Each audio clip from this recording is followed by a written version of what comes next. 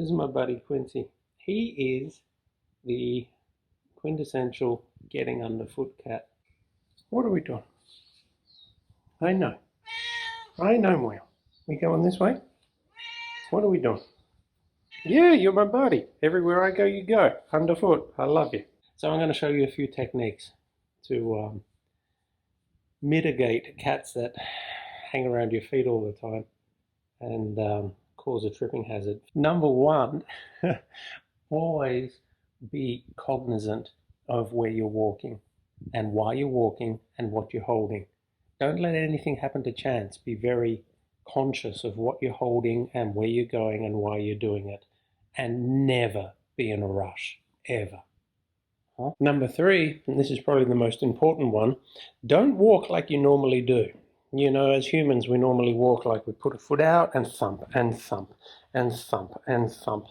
No, what you want to do, I know, sweetheart, is keep your feet very low to the ground, scuff almost across the surface, not lifting more than an inch above the ground, and go down with your heel. Scuff, go down with the heel.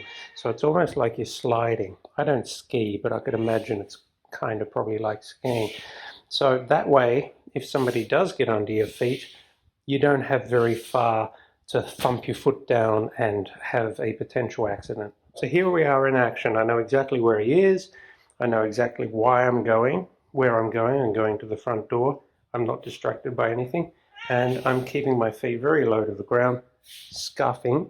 Yes, I'm exaggerating a little bit for effect, but scuffing low to the ground. So even if I get a little bit unbalanced, my feet are always very close to the ground, not a half inch or an inch above the ground.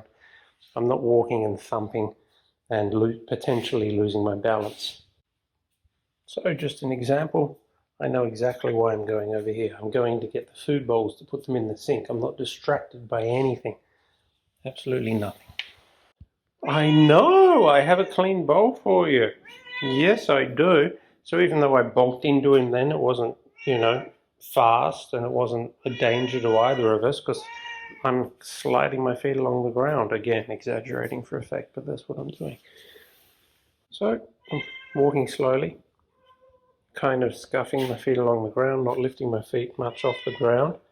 And I know exactly what I'm doing. Very simple. I know where I'm taking a poo bag to the litter box. I'm like, because I'm moving so slowly and I'm not taking big steps and I'm scuffing my feet along the ground, I'm never going to lose my balance. Accidents aren't going to happen. I know how I ran into you then, but that was okay because it was slow. There we go. And here we are at the poo box. I know, you're my little helper, aren't you? I got your litter bag.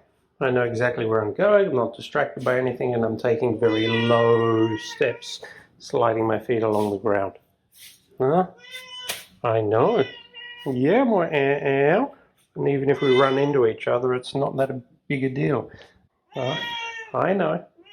I'm also putting my hand on benches. You know, the whole, what do they call it, Quincy? Health and safety, 3 points of contact. I don't know, something like that. I know my so we've been very deliberate about where we walk.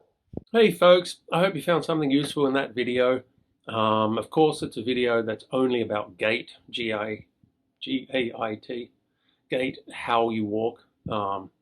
It's not about using techniques like throwing balls and distraction techniques and setting up toys so that the cat's not under your feet to begin with. No, that's all good stuff.